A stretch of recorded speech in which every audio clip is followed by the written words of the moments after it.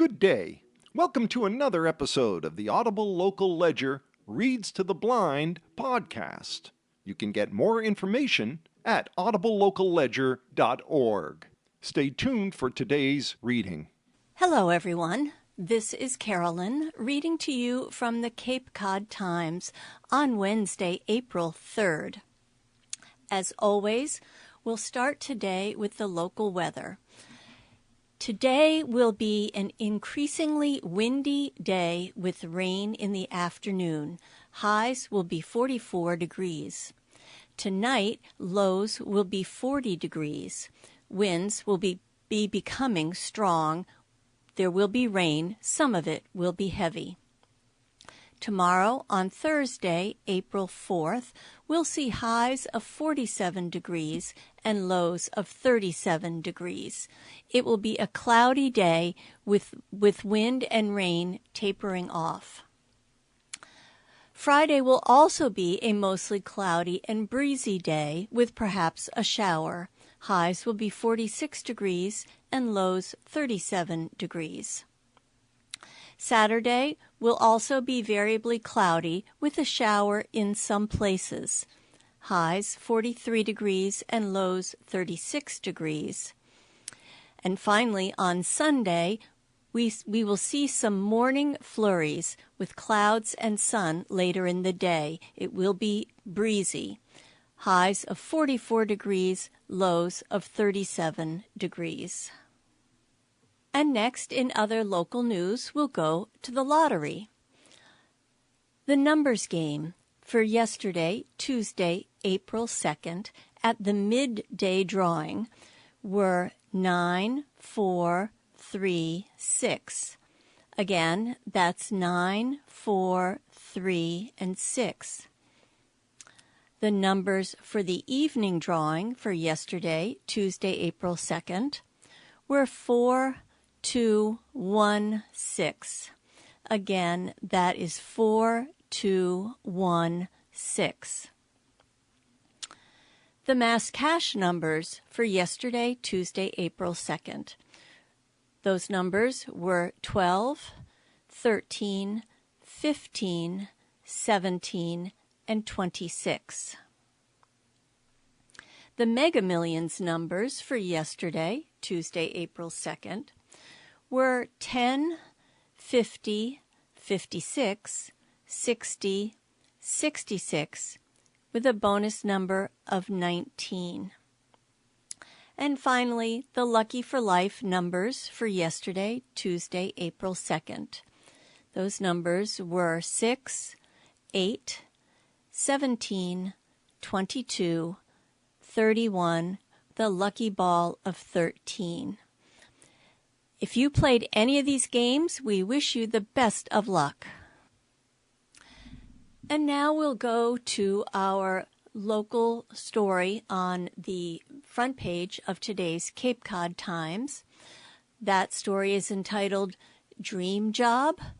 Park Service Seeks Bids to Run Highland Links Golf Course in Truro, by Eric Williams, Cape Cod Times, USA Today Network.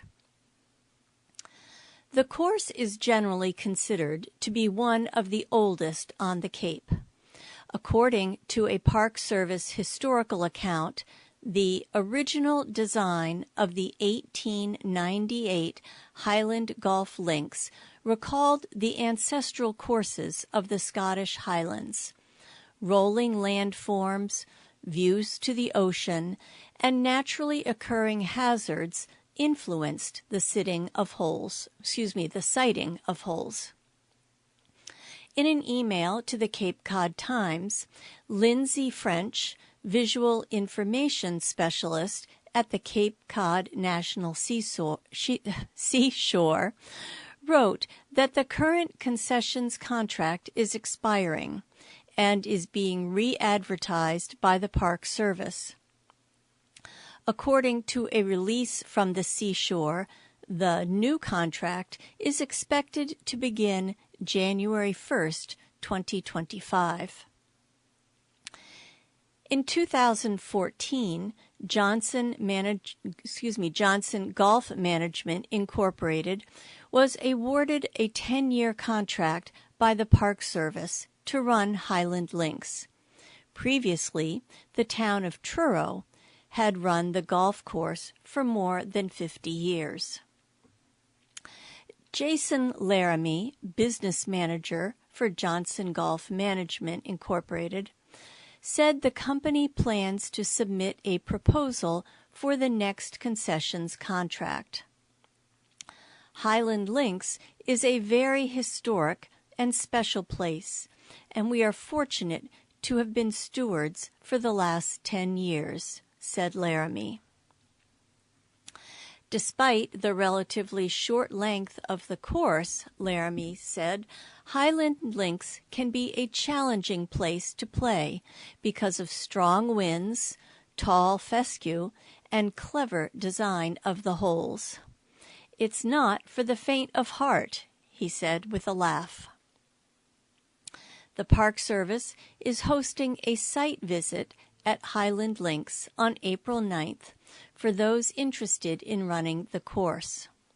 According to the park, each interested offerer is limited to 5 persons attending the site visit, and all attendees must be 18 years or older.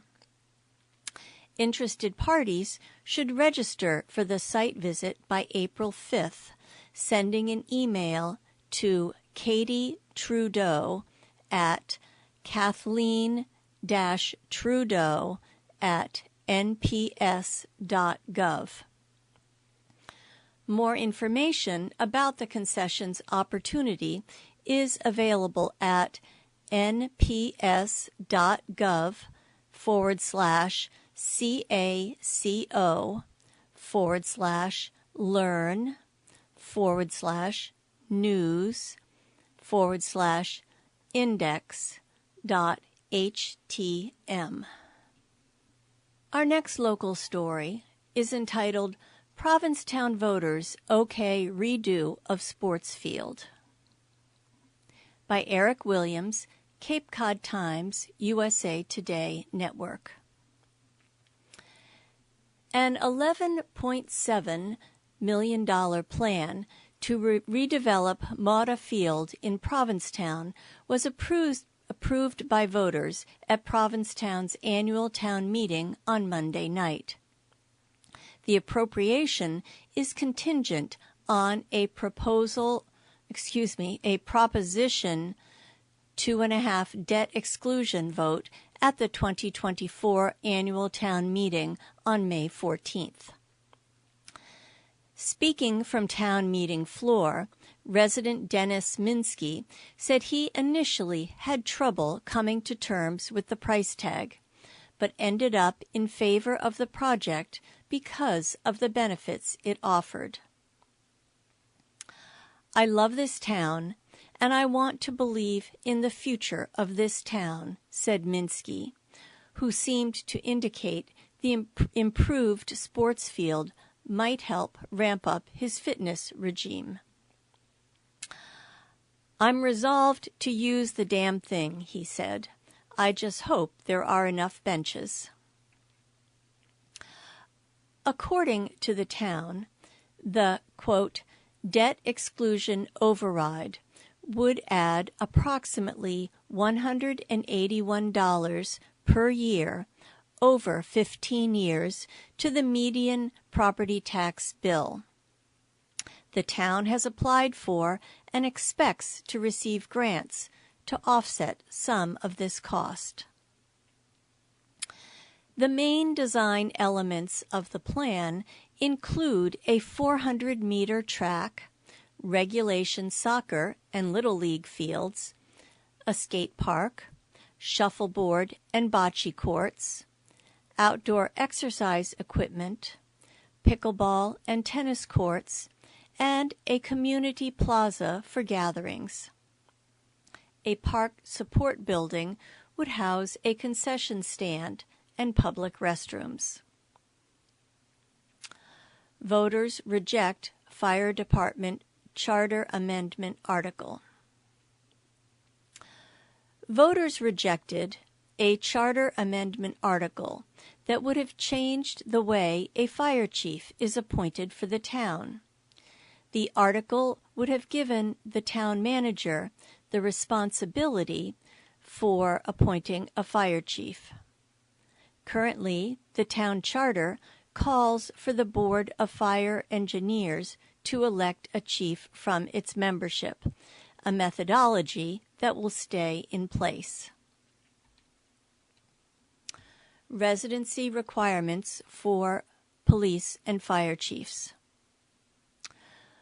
Voters approved a charter amendment article that would allow the police chief and director of public works to reside within 45 driving miles of Provincetown within 6 months of assuming office, and would allow the town's fire chief to be a resident of Provincetown, Truro, or Wellfleet within 6 months of assuming office. Passage of the article authorizes the town's select board to petition the state legislature for the charter change. Currently, the town charter calls for the police chief and director of public works to become residents of Provincetown or Truro within 6 months of assuming office, and calls for the fire chief to become a resident of Provincetown within 6 months of assuming office. According to the explanation of the article in the warrant, the article would give the town greater flexibility when looking to hire new police and fire chiefs once the current chiefs retire. And there's a picture on the front page accompanying this last story. The picture is of Town Hall, and the caption reads, "Voters arrive Monday evening at the Town Hall in Provincetown for the annual town meeting." Our next local story on the front page of today's Cape Cod Times is entitled 26 Surplus Police Shotguns in Falmouth Set to be Destroyed, by Rachel Devaney, Cape Cod Times, USA Today Network. Falmouth Town Manager Michael Renshaw announced Monday that 26 surplus shotguns owned by the police department will be destroyed rather than used as trade-ins for future department gun purchases. The department is making arrangements with the Massachusetts State Police Crime Laboratory in Maynard to schedule the complete destruction of all the shotguns, Renshaw said in an email to the Times. There will be no cost to the town for the service, and the date will likely be in April or early May, Renshaw said. Renshaw made the announcement at the Select Board meeting.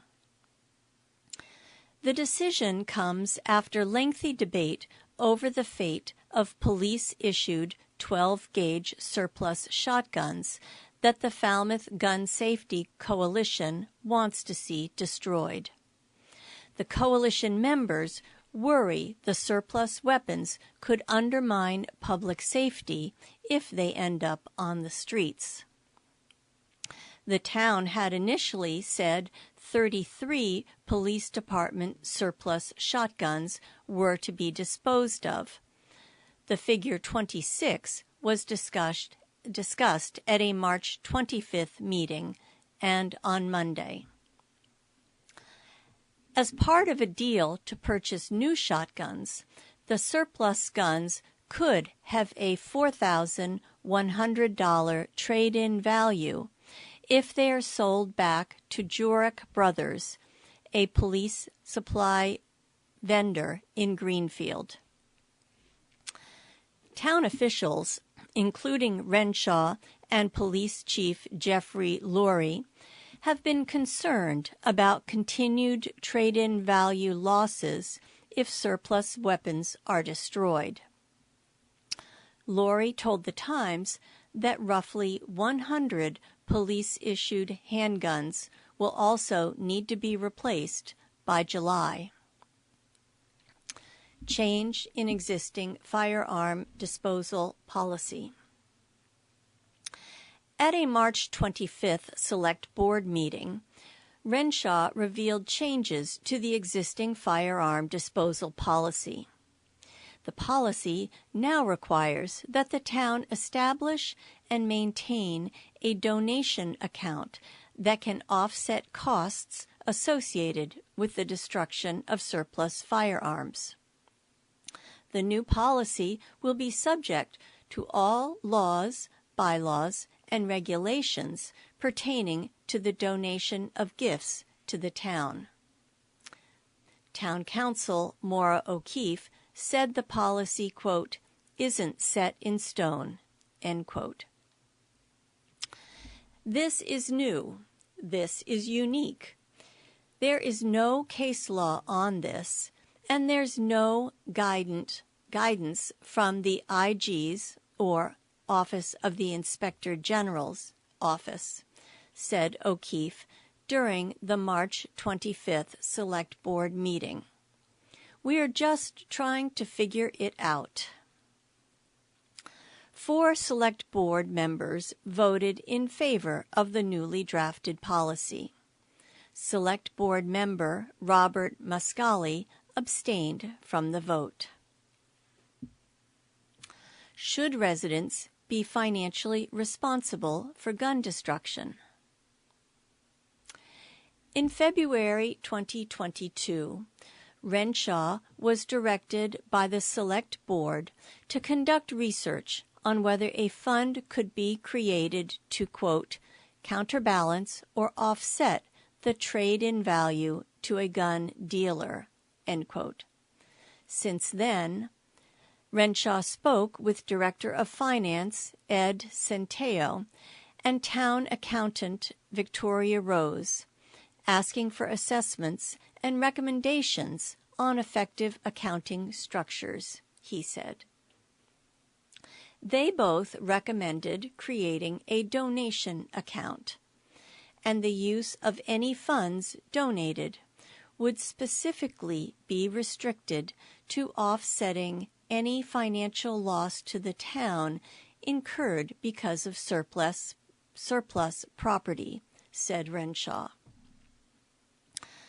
During the March 25th Select Board meeting, Assistant Town Manager Peter Johnson-Staub said donations won't guarantee the destruction of surplus weapons.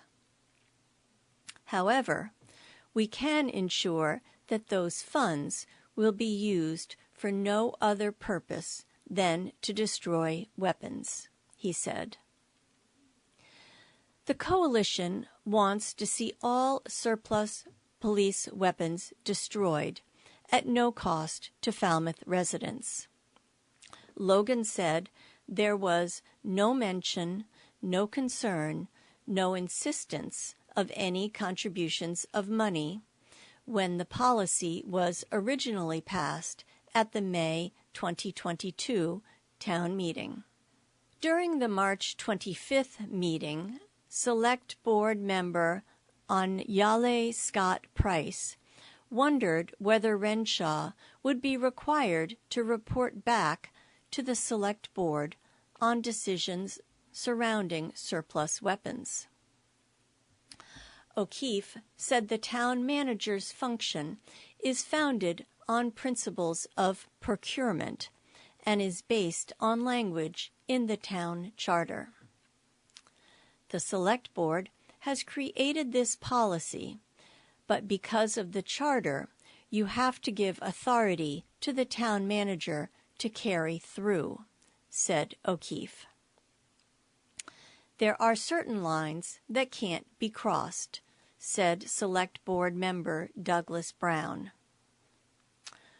Renshaw said he has no plans to report back to the Select Board on an annual basis regarding surplus weapons, but said he plans to be transparent.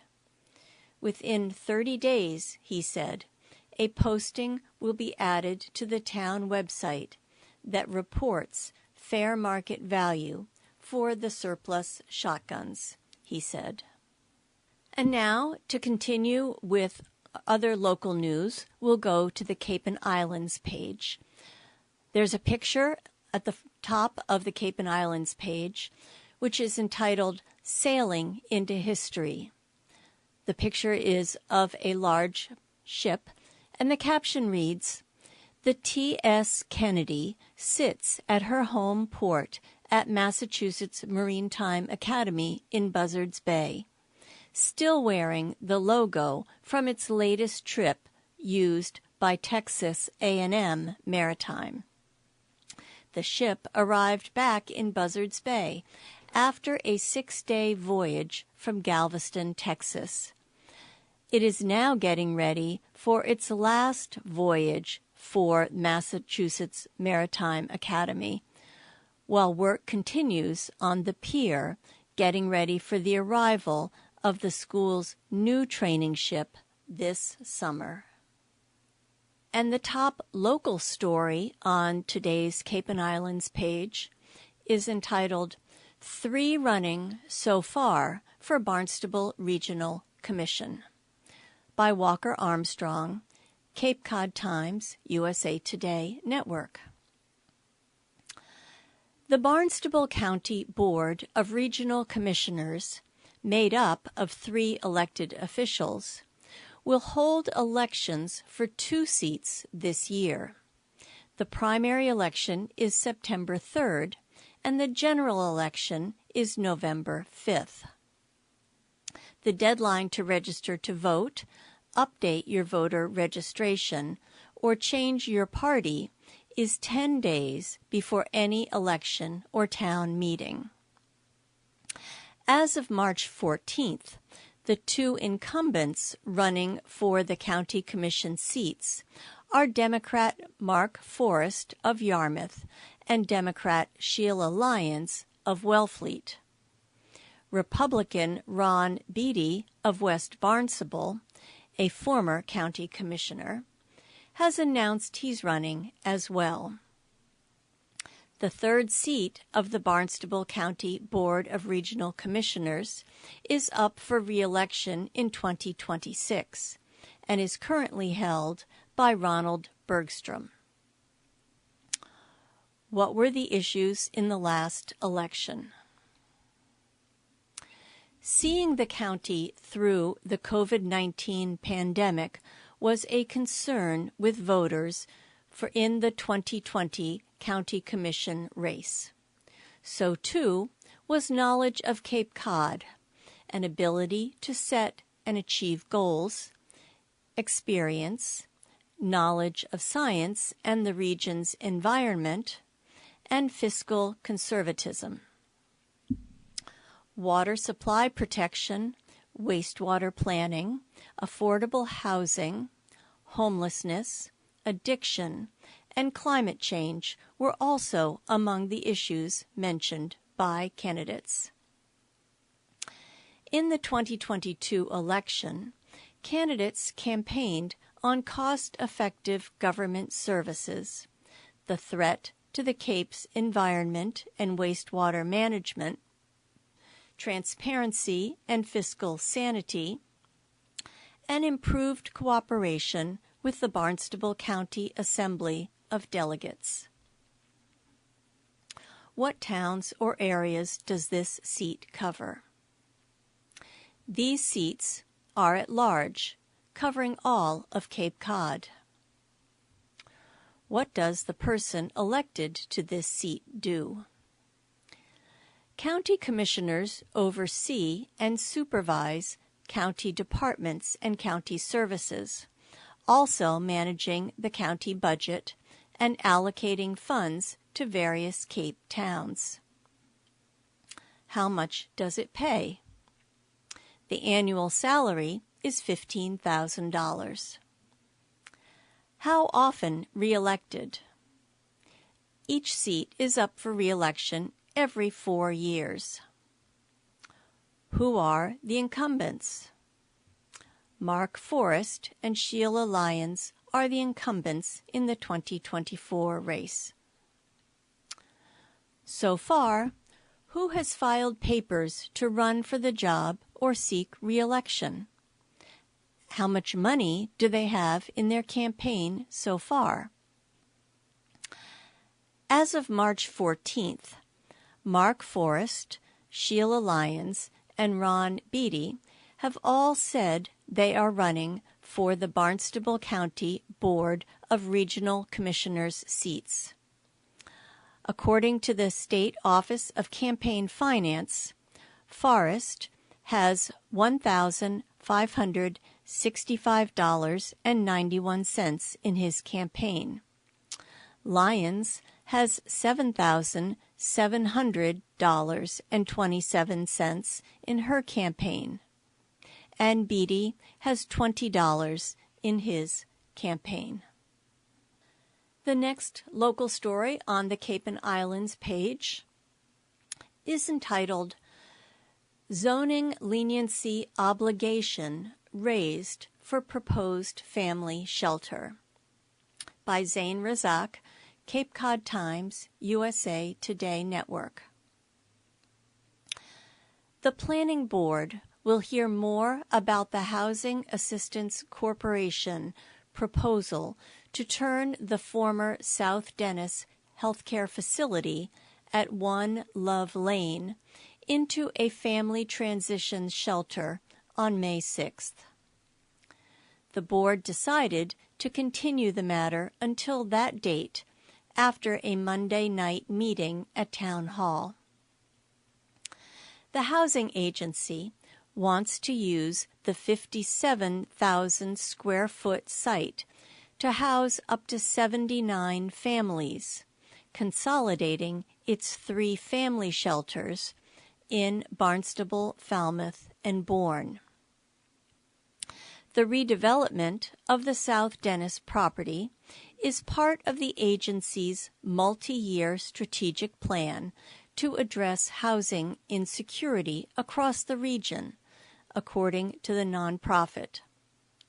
The goal is to open the new South Dennis shelter by the end of the year. Dover Amendment. Housing Assistance Corporation wants the project to be allowed by right under a state law known as the Dover Amendment because of the educational services they plan to provide. The Dover Amendment, initially adopted in 1950, mandates that proposed religious and educational land uses be given more favorable treatment than other proposed uses, such as residential, commercial, or industrial, under local zoning ordinances and bylaws, according to the Massachusetts Interlocal Insurance Association, an interlocal service of the Massachusetts Municipal Association. The use of zoning exemptions offered under the Dover Amendment has also been raised with a pending purchase by Riverview School, a private East Sandwich school for students with disabilities, of the 40-acre Twin Brooks Golf Course on Scudder Avenue in Hyannis. Dennis Town Planner Paul Foley said the proposal appears to be protected from zoning restrictions under the Dover Amendment, but the town could look into, quote, reasonable regulations, end quote. If it is Dover Amendment exempt use, which it likely is, we cannot restrict, we cannot say no, said Foley during the Planning Board meeting on Monday. We can just try to make it as good as we can and make sure we're all on the same page. We're going to pause this story now and go to the obituaries. We'll continue this story at the conclusion of the obituaries. And now in other local news, we will go to the obituaries. Chatham. Edward Joseph McDonald, Jr. Edward Joseph McDonald, Jr., affectionately known as Ted, passed away peacefully on Easter Sunday, March 31st, 2024. He was surrounded by his wife, Catherine, or Kathy, of 60 years, and his loving family. Ted was a loyal patriot who served his country proudly for 7 years in the National Guard and for over 10 years as a crew member and flotilla staff officer, human resources for the Chatham, Massachusetts flotilla of the U.S. Coast Guard Auxiliary. He held positions in several community organizations, including chairman of the board for the Northeast region of the American Heart Association, chairman of the Barnstable County Service Corps of Retired Executives, or SCORE, and member of the board of the directors for the Chatham Chamber of Commerce. Services will be held at Our Lady of Grace Church in Chatham, Massachusetts, on Saturday, April 6th, 2024, and will include visitation hours from 10 a.m. to 12 p.m., followed by a funeral mass from 12 to 1 p.m.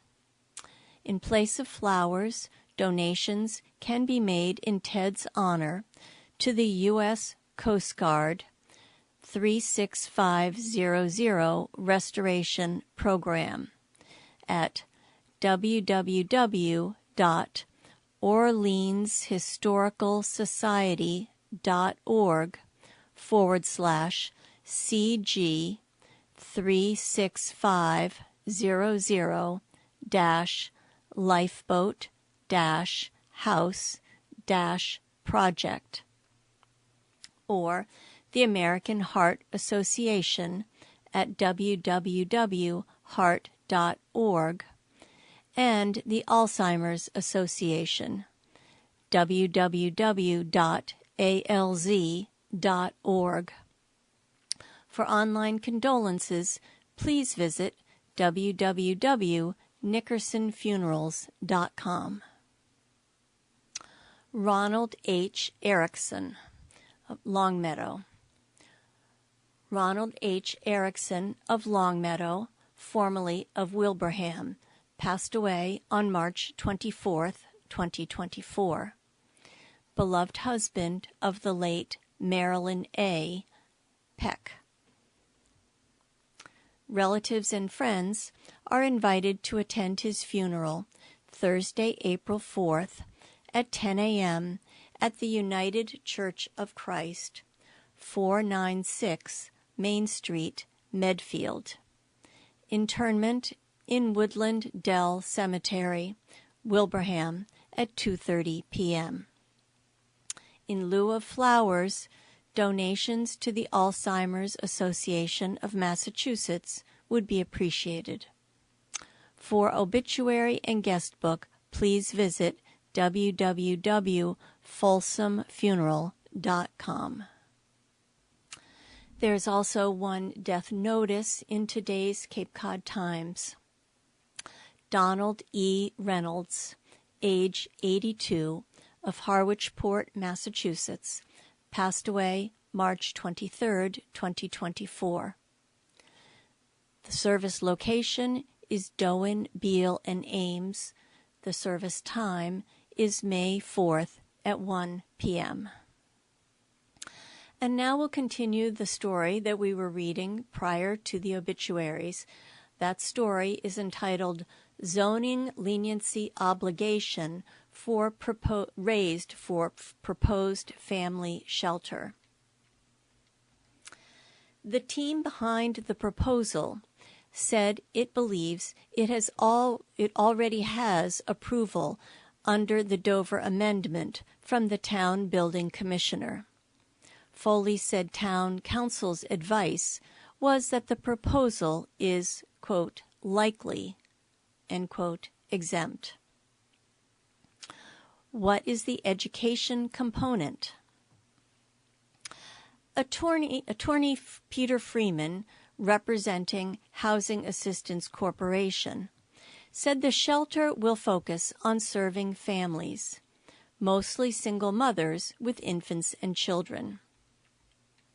Planned educational services will be comprised of workshops, case management services, and other programs focusing on topics such as financial management, family planning, mass health enrollment, searching for housing, parenting, and cooking skills, said Freeman. Participation in the programs is mandatory, said Freeman. The whole point is to learn life skills, to become independent, so they will be able to move on from the facility to their own independent living, he said. The average stay at Housing Assistance's existing shelters is about 9 months. There's no maximum stay, but it is rare to be over 3 years, according to the agency. The state typically places residents within 20 miles of their community or schools. What is the shelter housing going to be like? Rooms will have a maximum of 3 people, unless one is a toddler. Otherwise, families with 4 or more people will have 2 rooms. The rooms are 272 square feet. Most rooms have a half bathroom and no televisions or chairs. It is intentional. It is by design. There is a level of security and comfort that we provide to the families, but there's also a level of discomfort so people will move on, said Magnotta. There will be communal commercial kitchens, and families will have a refrigerator and microwave in their rooms. Each bedroom has a toilet and sink, but not a bath or shower. Case managers will be on site, and staff will not live on the property. The units are not eligible to be counted as part of the town's subsidized housing inventory. The inventory is a measure of low or moderate income housing under a state law intended to encourage affordable housing development. Housing Assistance Corporation also plans for a small playground and possibly a ball court and picnic area. The site also has 122 parking spots, but a traffic impact assessment found only 35 spaces will be needed for this use, according to the presentation made to the Planning Board. Cape Cod Regional Transit Authority will provide on-call service, and Housing Assistance also provides its own vans at other shelters. Reaction from Planning Board members. Planning Board member Rick Hamlin said he would be more comfortable if the team came before the board with a formal site plan review, because he believes there are too many unknowns related to the project. Freeman said that site plan reviews are not appropriate under the Dover Amendment. Hamlin and other members also said they wanted more in-depth information about the educational services planned for the site.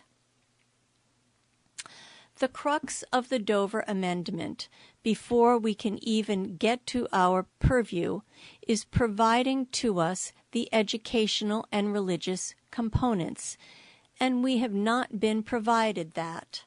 That's the difficulty I find myself in, and I believe other members of my board are finding themselves in, is that before we can even get to our part of the project, we haven't even seen that it's been met to our satisfaction, said board member Elizabeth Patterson. On April 2nd, the Cape Cod Commission sent a letter to Dennis Building Commissioner Paul Fowler saying that because both the former nursing home and proposed shelter are residential uses, the project does not constitute a change of use that would trigger a mandatory referral as a development of regional impact. Nursing home sold in September. One Love Lane South Dennis, LLC, sold the 128-bed facility known as South Dennis Healthcare to Housing Assistance Corporation for $4.3 million, according to a deed recorded with the Barnstable County Registry of Deeds on September 28th. South Dennis Healthcare was operated by Woburn-based Next Step Healthcare. Magnata has previously said the facility would not be used for migrant housing, but rather to address the housing crisis faced by Cape Cod residents. And the picture that goes with this story is of a meeting, and the caption reads, Dennis Planning Board members and town officials listen Monday to a Housing Assistance Corporation presentation on a centralized family transition shelter planned at 1 Love Lane in South Dennis.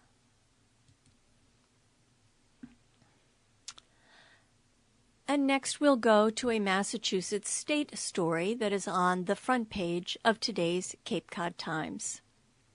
That story is entitled, Pandemic Liquor Outdoor Dining Rules Lapse, by Chris Lisinski, State House News Service. This week's dismal weather forecast might actually have a silver lining for some restaurateurs. After nearly 4 years with a streamlined system in place to permit outdoor dining and permission to sell takeout alcohol drinks, both practices lapsed Monday as the calendar flipped to April. Lawmakers are still figuring out what measures to keep around, and that work has cruised past the March 31st expiration date, rendering the pandemic-era policies popular in some corners at least temporarily kaput.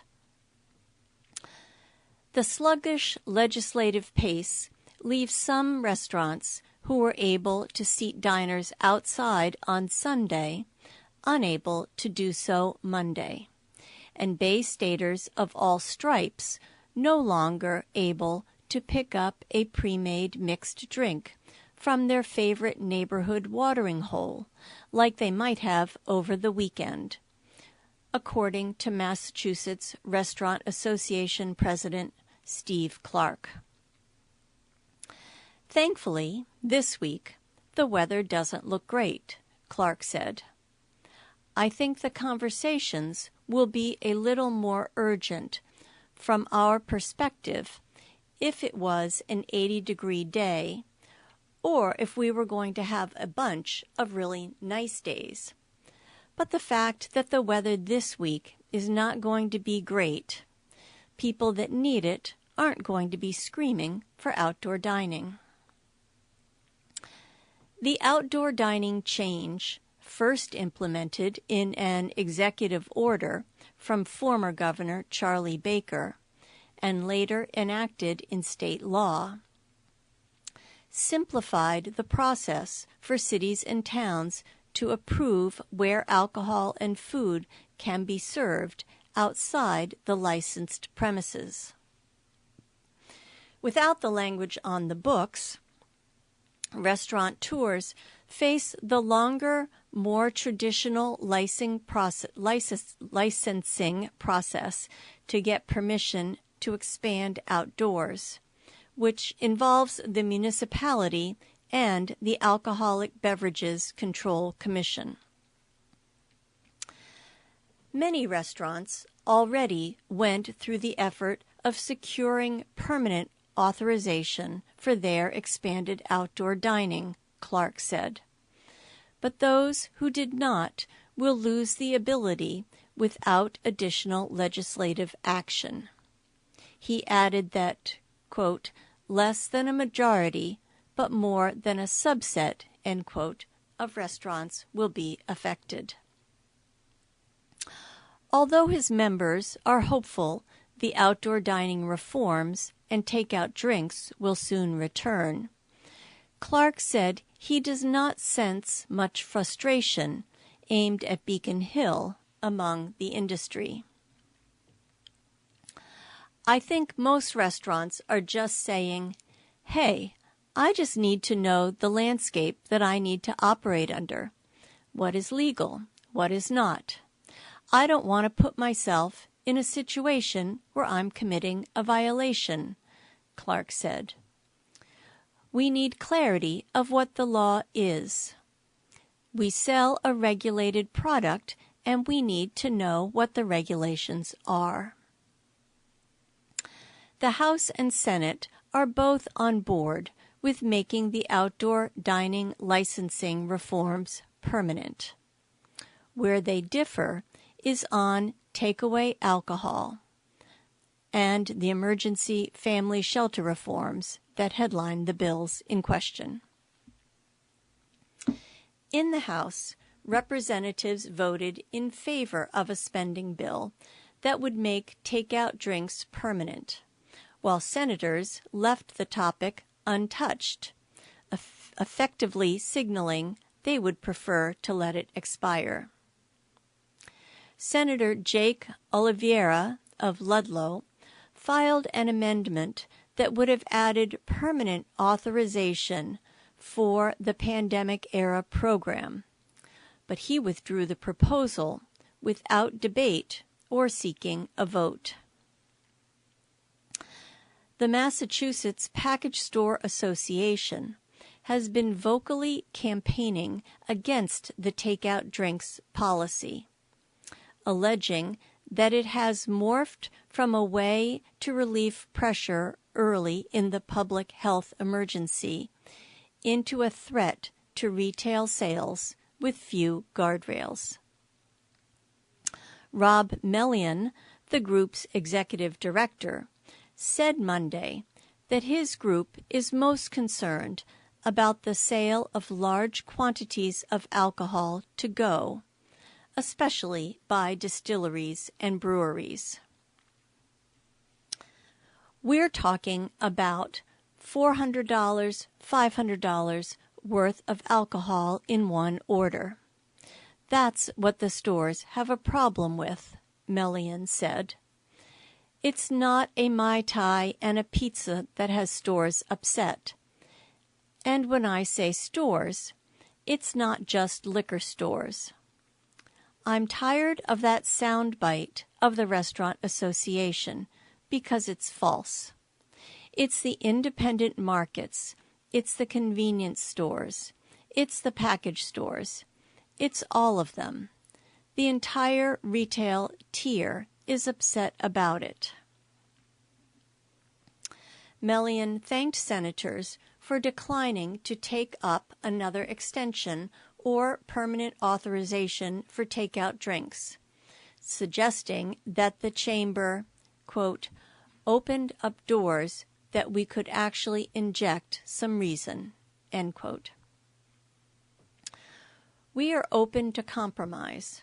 The problem is that no one's been willing to compromise, he said. It's just been trying to run us over. The lapsed authorization is the latest entry in what's become an occasional occurrence on Beacon Hill. In 2021, Baker signed a law keeping expanded outdoor dining and to-go drinks in place roughly 33 hours after the practices expired at the end of the COVID-19 state of emergency.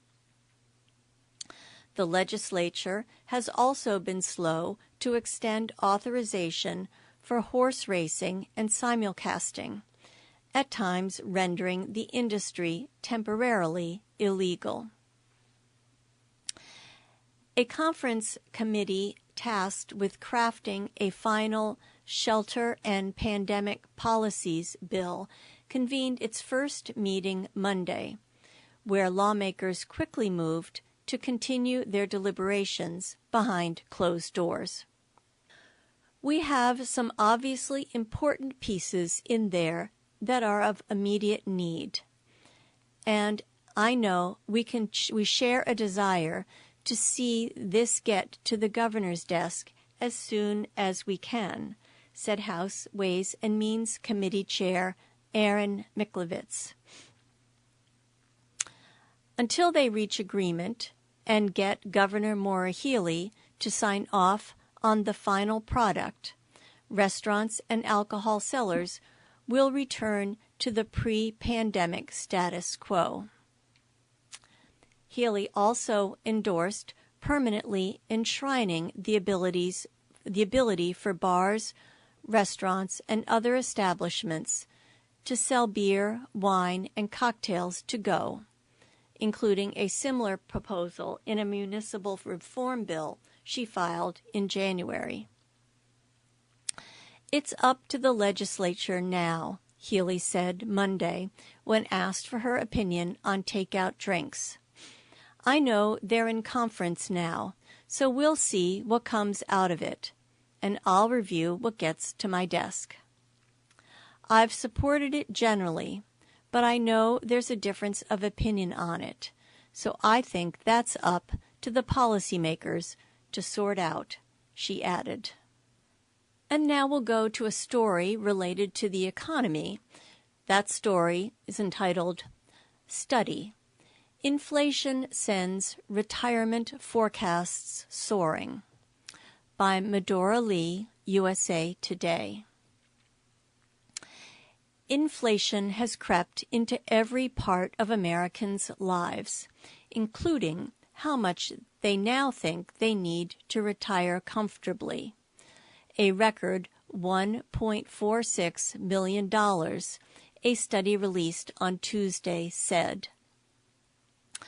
That's a 53% surge since the $951,000 target Americans reported in 2020, and a 15% increase from last year's $1.27 million, according to Northwestern Mutual's 2024 Planning and Progress Study, which polled 4,588 adults in January. The jump hasn't spurred Americans to save more, though. The average amount that U.S. adults have saved for retirement dropped modestly to $88,400 from $89,300 in 2023. But that is more than $10,000 off the 5-year peak of $98,800 in 2021, the study said. The dip in savings brings the gap between what people think they need for retirement and what they've saved to $1.3 million. People's magic number to retire comfortably has exploded to an all-time high, and the gap between their goals and progress has never been wider, said Aditi Javeri Gokhale, Chief Strategy Officer, President of Retail Investments, and Head of Institutional Investments at Northwestern Mutual. Inflation is expanding our expectations for retirement savings. Every generation shows a large gap between what its members believe they need for a comfortable retirement and the reality of what they have saved as of today, the studies show. Gen Z expects it'll need $1.63 million for retirement, but has only saved $22,800 on average, a $1.61 million gap. Millennials think they need $1.65 million, but have only saved $62,600 on average, a $1.5 million gap. Gen X forecasts it will need $1.56 million, but has saved on average $108,600, a $1.45 million gap. Boomers predict they'll need $990,000, but they've saved $120,300 on average, an $870,000 gap. Even high net wealth people registered a wide gap. They expect they'll need $3.93 million to fund their lifestyle in retirement, but on average only have $172,100 saved, the study said. This has been Carolyn, reading to you from the Cape Cod Times on Wednesday, April 3rd. I wish you all a wonderful day.